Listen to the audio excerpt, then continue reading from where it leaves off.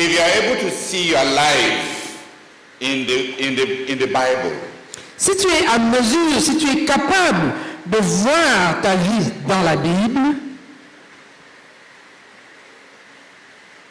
it will take you a long way. ça va t'amener très loin. You will stop guessing. Tu vas cesser de deviner. You ought to ask yourself, you ought to be able to pray, Lord, show me myself in the Bible. Tu devrais pouvoir prier disant, Seigneur, montre-moi moi-même dans la Bible.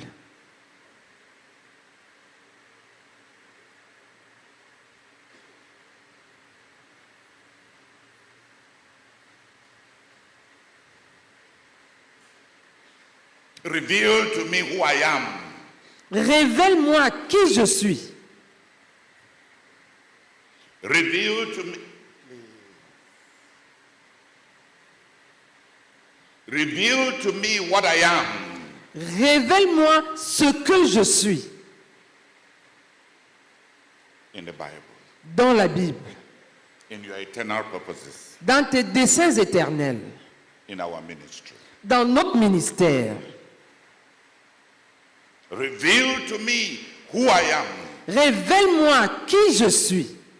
Reveal to me what I am. Révèle-moi ce que je suis In the Bible. dans la Bible, In your eternal purposes. dans tes desseins éternels, The relativate. relativement à tes desseins éternels, In the gospel. par rapport à l'évangile, In our ministry. dans notre ministère, In this local church where I am. dans cette église locale où je me trouve, So that I may cooperate with you optimally to the maximum. afin que je puisse coopérer avec toi de façon optimale et maximale.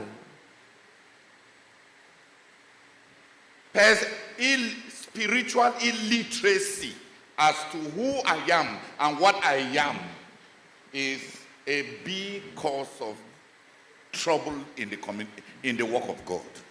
Être spirituellement illettré par rapport à qui je suis et ce que je suis, c'est une cause de grand trouble dans l'œuvre de Dieu. It makes people speak where they ought not to speak. Ça amène les gens à parler là où ils ne devraient pas parler. And it makes other people keep quiet where they ought to speak. Et ça amène d'autres à garder silence alors qu'ils devraient parler. It makes people awkward. Ça rend les gens gauches, maladroits And just spiritually stupid. et juste spirituellement stupides.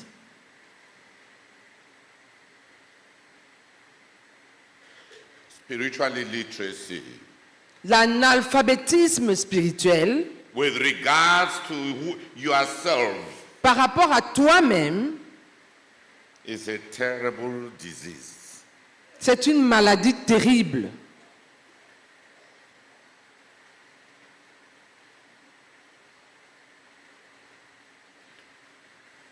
Make an effort. Ask God. Plead with God to reveal to you. Fais un effort, demande à Dieu, supplie le Seigneur de te révéler à toi-même.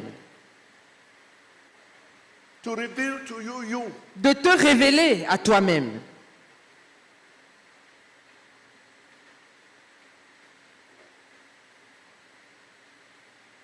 In the institutes of Christianity. Dans Dans le livre Les Instituts chrétiens. Dans le livre Les Instituts chrétiens, John Calvin says, Jean Calvin dit,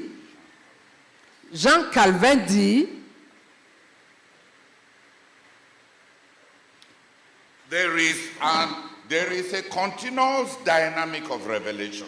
il y a une dynamique continuelle de révélation. That those who meet God discover themselves, and those who discover themselves find God. À savoir que ceux qui rencontrent Dieu se découvrent eux-mêmes. Et ceux qui découvrent, Chaque fois que quelqu'un rencontre Dieu, il va se découvrir. Et chaque découverte de soi-même va amener quelqu'un à une rencontre avec Dieu.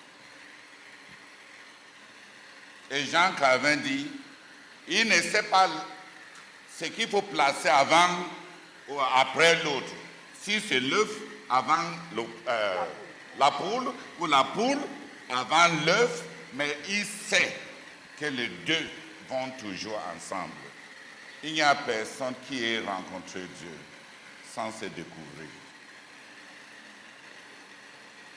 Et il dit que une des grandes tragédies dans l'Église,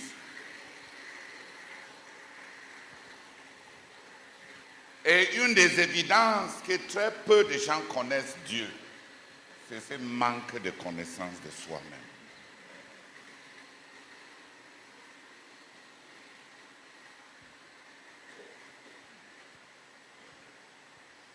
On aspire être apôtre, on aspire. On réclame tel. On veut se battre à être ceci, à être cela. Parce qu'on n'a pas rencontré Dieu. Ce n'est pas pour rien qu'on a été créé à l'image de Dieu. Il n'y a que quand on rencontre Dieu, qu'on se voit. Le seul miroir de la connaissance de soi-même, c'est Dieu.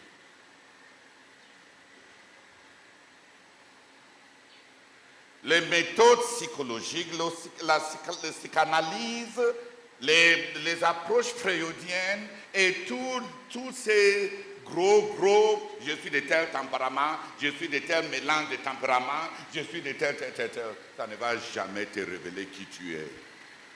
Essaye, avec toutes tes analyses de tempérament, de savoir ce que Dieu attend de toi dans 5 ans, et tu ne sauras pas.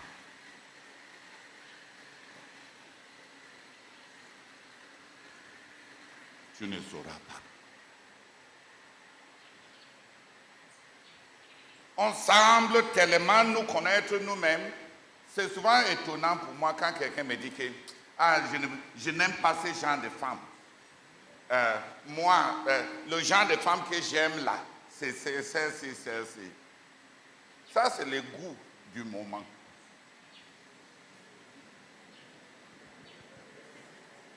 C'est pour ça qu'il y a beaucoup d'adultères, parce que les goûts du moment ne sont pas les goûts de demain. Et si tu étais honnête, les goûts d'aujourd'hui ne sont même pas les goûts d'il y a 3 ans. Tu ne te connais pas. La vérité est que tu ne te connais pas.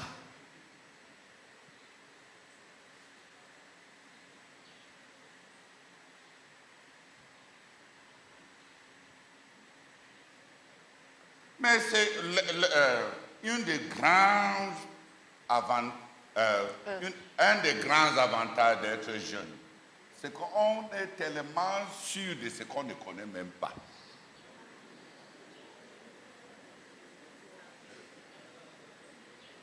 On est fanatiquement convaincu de ce qu'on ne connaît pas.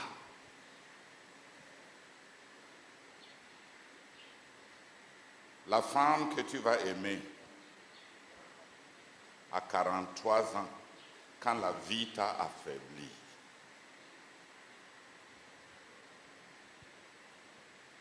quand tu es en chômage,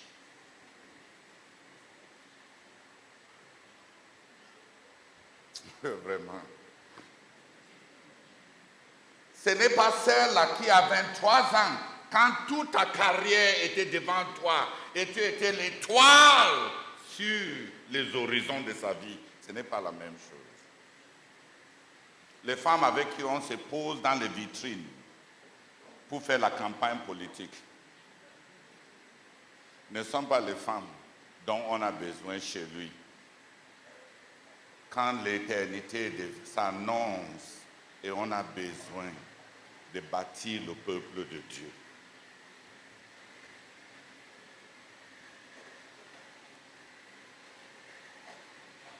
Et je vais dire aux sœurs quelque chose. Je vais vous dire la vérité. Que je vous dis la vérité. La vraie vérité.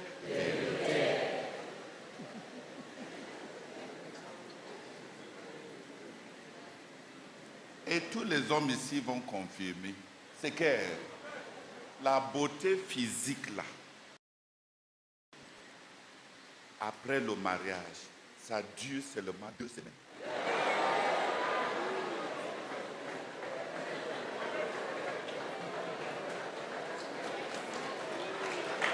Non, suivez-moi. Tous les critères là, je veux que tu sois brune, je veux que tu sois ferme, je veux que tu sois... Je veux que tu sois... Je veux que... Ça dure combien de semaines? Après ça, toute ta beauté, c'est ton caractère. On vit avec une femme qui est gentille, une femme qui a la bouche civilisée.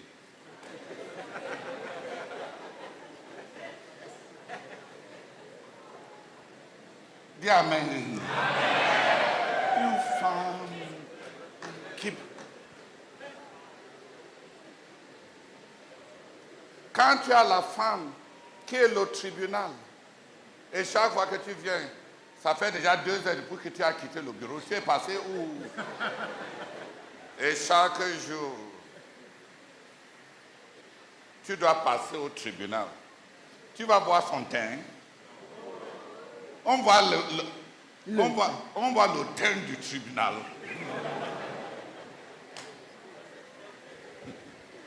On ne voit pas le teint du tribunal. On ne voit même pas la taille. On ne voit pas toutes les autres choses là. Demande aux hommes qui sont ici.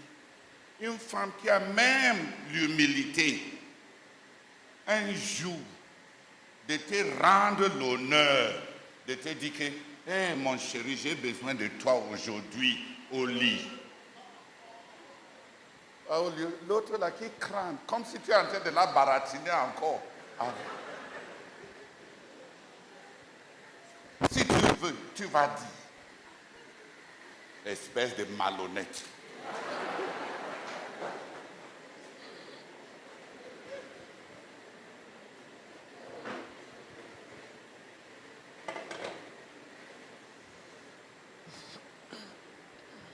C'est un fait psychologique que 95% des hommes aiment leurs femmes qui les ont fait l'honneur de les solliciter au lit, pas de les blâmer de n'avoir pas été là. Tu voyages, tous les jours, tu vas voyager. Tout ça pour dire que simplement que s'il te plaît, j'ai besoin de toi. Mais au lieu de dire ça comme ça,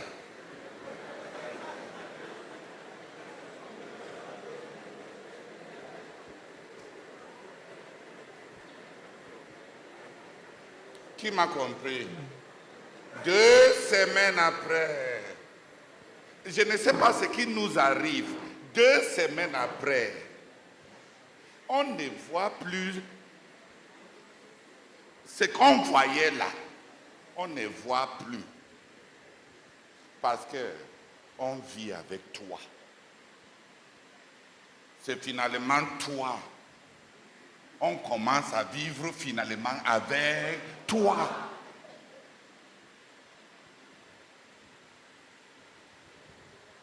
Après 2 semaines après le mariage, on découvre que le toit dedans, ce n'est pas l'emballage dehors. Ce n'est que de l'emballage. Et on fait même quoi avec? J'avais un disciple, je lui ai demandé, tu as épousé ta femme pourquoi? Il dit qu'il a aimé son derrière. J'ai dit, ok, est-ce que le derrière là a changé? Mais il ne voit plus. Il voit maintenant le devant. La bouche.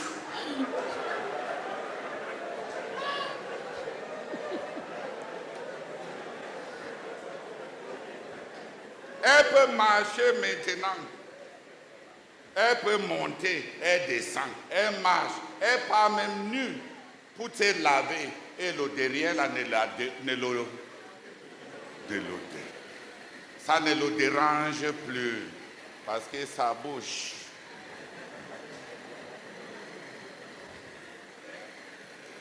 Deux semaines après, on commence à vivre avec toi. C'est avec toi qu'on commence à vivre avec. Et la différence entre vivre avec un emballage et vivre avec toi, c'est comme le jour et la nuit. Il y en a après le mariage qui sont reconnaissants parce que Dieu les a fait grâce de trouver dans ce monde quelqu'un à qui ils ont du prix. Aux yeux de qui ils ont du prix.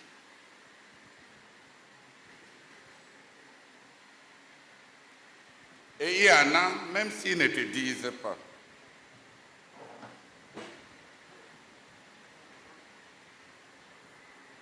vont regretter t'avoir connu.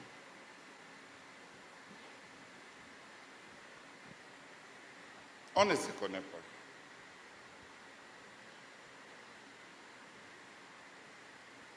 C'est dans les rencontres avec Dieu qu'on a en quelque sorte, on se découvre. On ne connaît pas tous les dons et le potentiel que Dieu a déposé en nous. Quand les gens me disent, ah, tu attends ceci de moi, je suis incapable. Il manque, il ne sait pas de quoi il est capable. Il lui manque l'amour qui va déclencher ça. Il lui manque même